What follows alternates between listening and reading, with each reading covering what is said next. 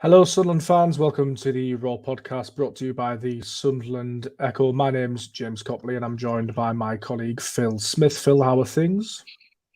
Yeah, very good, thank you, despite a frustrating defeat. Yes, well, it was very frustrating. Let's start there. Cardiff City at the Stadium of Light on Sunday, a game in which Sunderland had their fair portion of the ball, fair share of the chances. Looked to me really to be the better side throughout. Credit to Cardiff though, because they turned up and it was a low block. And from their point of view, I think a pretty impressive away performance. Actually, Phil, how did you see it? Generally, a bit of a sucker punch, really, wasn't it? Yeah, I felt it was probably a game that happened in sort of two phases, really. Whereas I felt the first hour, 65 minutes, I thought Sunderland were pretty good, without being maybe their absolute sort of sharpest best. But I do think they were comfortably the better side. And though obviously Cardiff did come with a game plan to frustrate and to contain, I did think Sunderland were considerably the better side without being quite as incisive as we would like them to be. Yeah, I thought the last 20 minutes was probably very different, where I thought, although Sunderland were dominating the ball, it was a lot more even. I felt Sunderland started to me to look a little bit tired. I think they lost control of midfield a little bit. And I think credit to Cardiff, though I thought they were pretty poor for the first 70 minutes while making some really big defensive efforts in their own box. I actually thought they looked a threat late on. I thought yeah, they Colwell did. looked really good when he came off the bench. Atete, I thought, brought something a bit different to them as well. So I thought it was a harsh result. I think if you played that game 100 times over, I don't think Cardiff would win very many of them. But I think, like I say, I think you give them sort of some credit for the way they defended their own box in the first hour. And then I think you have to say as well, they probably sensed that there was an opportunity in the last 15, 20 minutes for maybe them to nick something. And they did look a threat on the break. So I don't think it was a poor Sunderland performance per se. I thought they just lacked that little bit of cutting edge. And then, I mean, Mowbray didn't really seem to agree after the game, but I did feel like it looked like they were a little bit tired. I thought, Hume's pass for the corner, which Cardiff scored Mm, from, mm. he makes that pass 99 times out of 100. So, really frustrating in the end. I did think it was a big missed opportunity, because I think when you look at the fixture list next month, it does look to be much tougher on paper.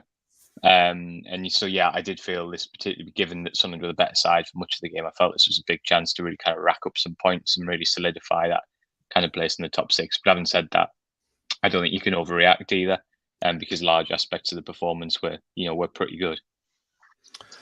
Yes, opportunity missed for sure. It would have been had Sunderland managed to win the first time that they'd won 4 games on the spin since 2014 in the Premier League under Gus Poyet. Obviously, that didn't come to fruition.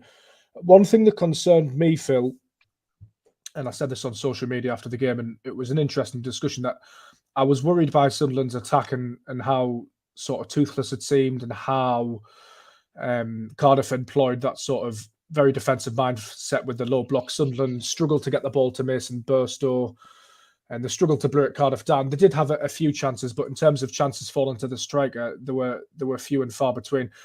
I do acknowledge that Sunderland have scored 5 against Southampton recently, 3 against Blackburn, but they play very differently to Cardiff. They tend to come out. Southampton came out of the stadium of wanted to take the game to Sunderland and got picked off. Blackburn Rovers, Sunderland did well to weather the storm, but ultimately they got picked off as well.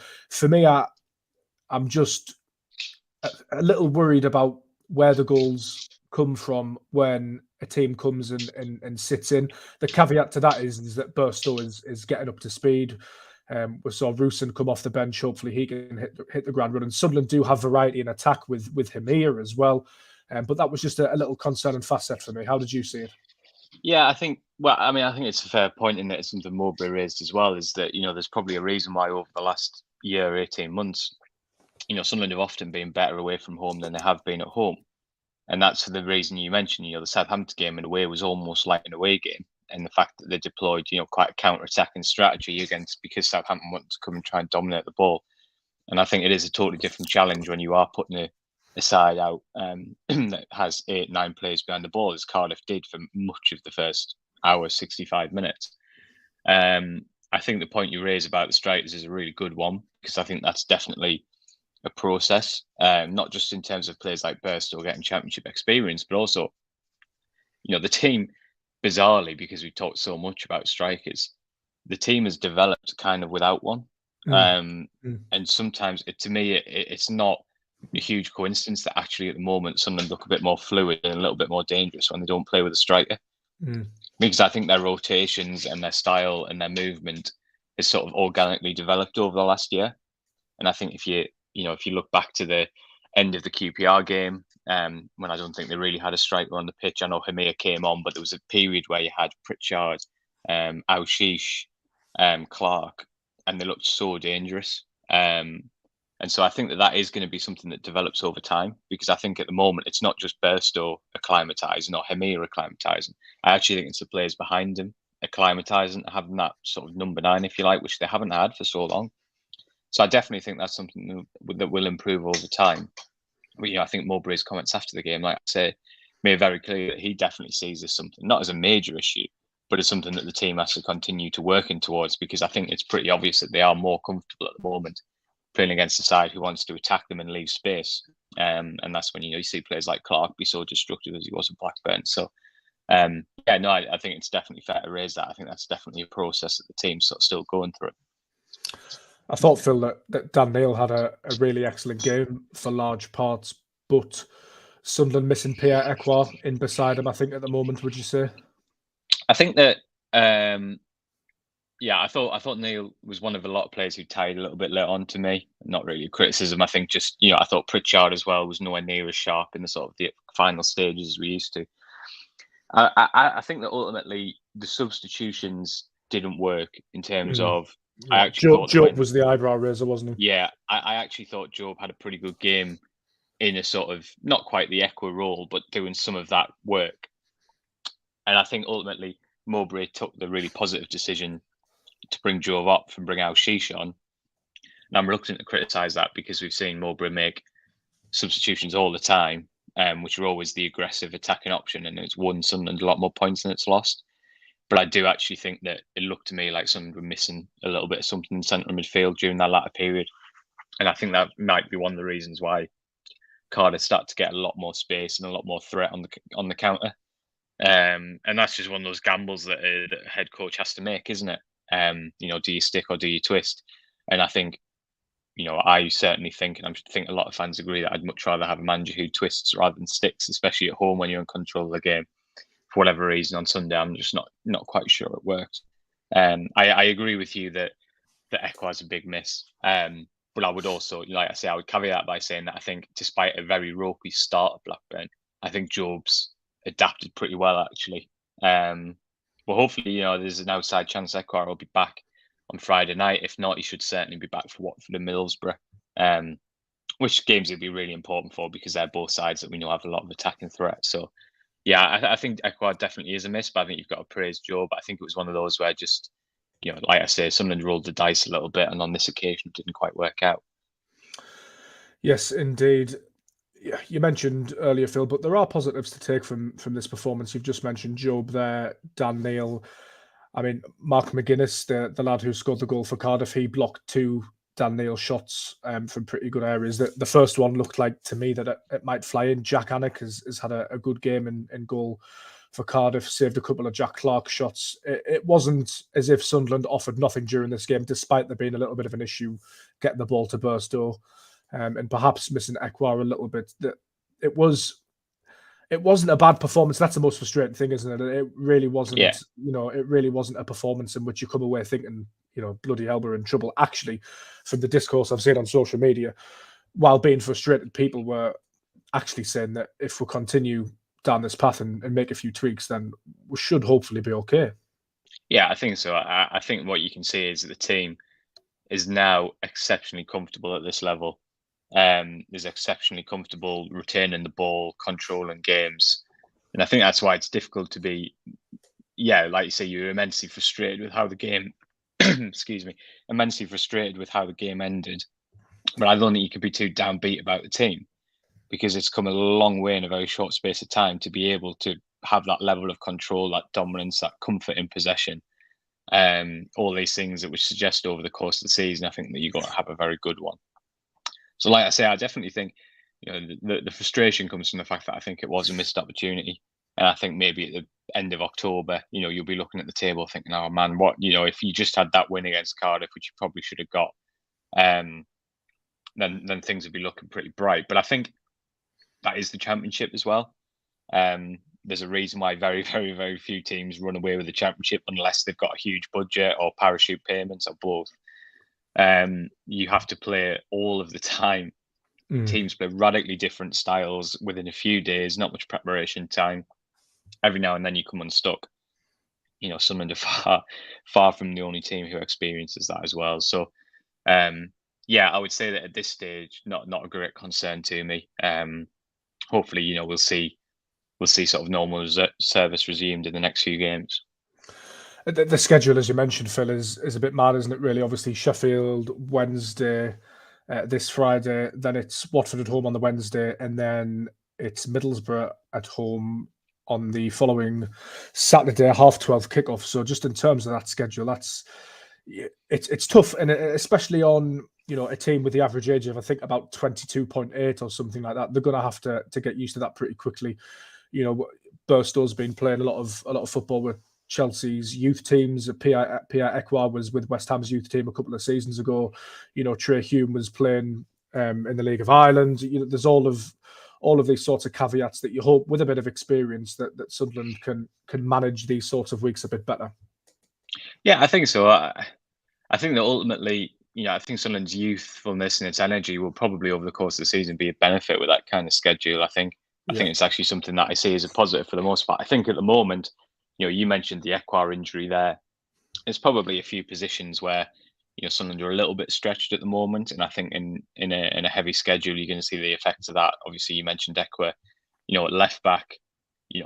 Huggins I thought was probably man of the match, or at least maybe Dan Neil, but certainly Huggins was up there. I thought against Cardiff, I thought it was really, really good, which is hugely encouraging. But again, with Cirkin and Elise injured, you haven't got a lot of depth there. It's a lot to ask for Huggins to play 5-6 games in 2 weeks, given his sort of the last 2 years he's had. So yeah, I think it's the squad's still coming together a little bit, isn't it? Good to see Rusin. I actually thought he looked pretty sharp when he came on. Aushish is sort of getting there. So I don't have a huge concern about the schedule generally with the squad. I think it's now a pretty big squad, and I think I think the energy is going to be something that's actually really valuable to Sunderland over the course of the season. But I think there's probably a couple of areas at the moment where they just look a little bit light. One of those centre midfield was one where we debated a lot whether they should sign another player. We felt they should, they didn't. Job's general performance, I think we'd probably say that they were right to trust him. But yeah, I think it's going to be a tricky week. I think for those reasons, I think there's a few positions where that depth isn't quite there. But I think I certainly expect a pretty quick response. Just on Niall Huggins there, as you mentioned, starting at left back, seems to have a really good partnership with Jack Clark. I don't know if they know each other from the time at Leeds. I know they were both born in York, so there's that connection. Deputising for Dennis Cirkin at the moment. You spoke to him during pre-season. I know Joe spoke to him after the Cardiff game. A player who's been through a lot, but has a lot of talent and a lot of quality. And it's nice on a personal level to see players come through those injury issues and injury problems, because comes across as a really grounded individual who's had to go through a lot really since joining Sunderland. Yeah, I think that's probably the best thing probably about Sunday's game was that he looked the closest we've seen to the Huggins who first broke through before his injury problem started. I think in previous games when he's been put in since he sort of came back from all those injuries, I'm thinking obviously back to the Birmingham game last year as the best example. He did an incredible job given how little football he'd played. But you could tell he was sort of playing within himself, if you like, because he hadn't had that much exposure and that much match sharpness. And it was really about sort of getting through the game, I guess, to a large extent, something he did really well. Sunday, it actually looked like the real sort of Niall was returning, if you like. We're used to him really driving forward in possession. We're used to him sort of underlapping the winger, getting into really good areas. So it's massive for him, really, because the competition for places is going to be pretty severe. It's going to be really hard for him to get in the team if Cirkin at least to get fit again, if Pembele gets fit. But he's given himself a real chance, and I think the positive for him is, this is obviously a big year in his career, whereby he'll want to put himself in the best position whether it's to stay at Sunderland or whether to move on elsewhere and really compete. And I think, the signs on Sunday was that not just has he got himself fit again, which is obviously the first and the biggest hurdle, he's actually starting to find that sort of X factor in his game again. But yeah, this week's going to be a huge challenge for him because we're not expecting Cirkin or Elise back. So theoretically, we're looking at him starting 3 games in 8 days, which is another kind of level of challenge entirely. Oh, absolutely. So it's going to be really interesting to see whether Mowbray thinks he's capable of that or whether he feels he has to rotate a little bit because there aren't any real obvious options. So that's going to be interesting. But definitely, I think his most accomplished performance since he returned, and really exciting to see that the dynamic side of his game sort of starting to come back. We'll come on to the injury situation at Sunderland in a second, but just in terms of the league table, Phil, 8 games played, 13 points won for Sunderland, sitting in 5th position at the moment. And again, I think that the pleasing thing I've seen from people on social media is that a recognition that it's just too early to tell at the moment how things are going to go. Signs have been promising early doors, but the one thing that a lot of people keep going back to is that Sunderland didn't really look like making the playoffs last season until they did. Championship's a long old season, playing Saturday midweek, and it's a tough old slog. And generally, I think it's always difficult to sort of to gauge where a team's going to finish exactly until you've played about 25, sometimes 30 games, and in that regard, Sunderland don't need to panic at all. No, I think I'd be very sort of strong in saying, for me, there is absolutely no doubt that this team is miles ahead of the team from the first 6 or 7 games at this stage last year. Now, that team did have some big things in its favour. It had the momentum from winning promotion from League One. When Stewart and Sims were fit together, of course, they offered a real threat. But the team was nowhere near as accomplished as this one is, in my opinion. And I would point to the sort of underlying data, if you like. Teams were creating a lot of chances against Sunderland. And yes, Sunderland were creating chances of their own through Stewart and Sims. But the general control that this team is able to exert on a championship game is absolutely streets ahead of where it was this time last year, in my opinion. Now, obviously, that doesn't necessarily mean that they will replicate or better what they did last year, because what did that team have last year? Well, for periods of the season, it had Ross Stewart scoring every single game he played in. And it had Ahmad, who was just a genius who should never have been playing at championship level. So you can't guarantee that just because the team's probably evolved for the better, that they'll actually be able to do what I did last year, because the league's probably stronger as well. Yeah. We see teams from the start of the season, Leeds had a bit of a sticky start, but are now really beginning to purr a little bit. So while you're absolutely right in what you say, you can't make it, it's impossible to say at this stage that Sunderland will be able to replicate last year. But I do feel like they're already a better team. And that's, I guess, is a tick to what they're doing. Because I don't think the team this time last year was capable of controlling championship games the way they've shown they can at the moment. Sometimes they're not getting the results they deserve from that, but I think I think we should all take a fair level of encouragement from that. Indeed. What's the latest with injuries, Phil? Obviously, you're due to speak to Tony Mowbray later this week, but as it stands, there's Bradley Dack, Dennis Cirkin, Ekwar still out as well. What's the latest? Yeah, I don't envisage there being a huge amount of difference on Friday, to be honest. Cirkin, we definitely won't see back, I don't think. I think it's unlikely we'll see Burnett, just because obviously, a lot of the quite a few sort of fringe at the moment players played in the under-21s last night. Burnett didn't. We know he's been struggling with illness and he wasn't training as of the end of last week. So that would suggest that he's still not quite right yet. The two that were a bit more hopeful on, I think, are Dack and Ekwar. Mowbray sort of said that Dack probably could have played at the weekend, but obviously given his injury record in the last year or two, they're just being ultra cautious with him. But if he could have played at the weekend, you'd think there's half a chance he'll be on the bench on Friday. Similarly, I'm not sure if Ekwar will be back on Friday. Mowbray said 7 to 10 days. It's sort of towards the end of last week, so that would suggest it's going to be a bit tight for Friday. But I definitely think we'll see him back in the side next week. So, yeah, I think it's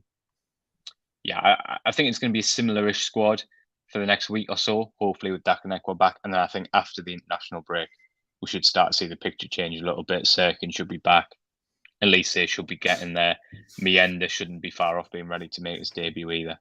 So yeah, I think hopefully Dakineka are back in the squad on Friday, but possibly Watford is more realistic. And Sheffield Wednesday on Friday away from home is on paper a really good opportunity to get back to winning ways, simply because that club is a bit of a shambles at the moment at boardroom level. The team's struggling on the pitch, haven't got promoted from League One last season and did magnificently so to get promoted. Obviously, Darren Moore has since gone. They've got a new manager in there, but this is Sunderland, and Sunderland sometimes don't do things that are expected of them. So you've always got to guard against that and to guard against complacency. It's the Championship. Sheffield Wednesday have had a dreadful start of the season, but one of the 2 points they got was by pulling Leeds to a draw, which is a good performance. So, no, I think this is definitely an opportunity for Sunderland. I don't think there's any doubt about that. I don't think that's disrespectful to Sheffield Wednesday. I think what we've probably also seen, the Darren Moore factor was huge and destabilised, and I think the feel-good factor that they've managed to build over the last 18 months. I think what we've probably also seen, and I think this is a fair comment, Sheffield Wednesday probably did it very differently to Sunderland and also Ipswich, whereby I think they probably focused their recruitment on sort of battle-hardened, experienced League One players. The Wigan model. Yeah, and I think, as we saw with Wigan, it can be a little bit harder to then adjust when you actually get promoted to the Championship. And I think there's a reason why Ipswich this year and Sunderland last year found it a bit easier, because I think the players were probably better equipped for the speed and the leap in technical ability at this level. So I think I did expect Sheffield Wednesday to have some teething problems, albeit I don't think there's any doubt whatsoever that they'd be far better if Moore was in charge because of that ability he's got, and the unity, I think, and the spirit would have been a lot better around the club. So I think it's one of those where you got to be really careful, because you can't assume you're ever going to do anything in the away game in the Championship. It's going to be difficult. But having said that, it would be insulting people's intelligence listening as well to say that it's not an opportunity, because it very clearly is. It's probably the game you want, really, after a loss, isn't it? Bottom of the table, bit of a shambles, boardroom disruption. The mood around the club on social media that I observe is pretty poor at the moment. So, yeah, definitely a good opportunity. There was some news, Phil, about a backroom departure. Is it the head analyst at Sunderland has now gone? James Young, is it? Yeah, head of data and analysis. Yeah, an interesting one, I guess, in the sense that probably one of those roles that you don't hear much about, but actually, when you know how Sunderland operate as well, sort of really important. I suppose it's interesting coming off the back of the news about Adam Askar, who left for Southampton as well. In terms of always a negative when you lose staff, obviously. But I suppose a little bit like what we've talked about with the players, it's also kind of encouraging that backroom staff are being recognised as hugely talented in what they do and having big futures, and being made good offers to take opportunities elsewhere. So yeah, a really important role, though. I mean, it's a sort of a very overarching role, and obviously Sunderland's end goal is to have an alignment in terms of playing philosophy right throughout the club, all through the different teams.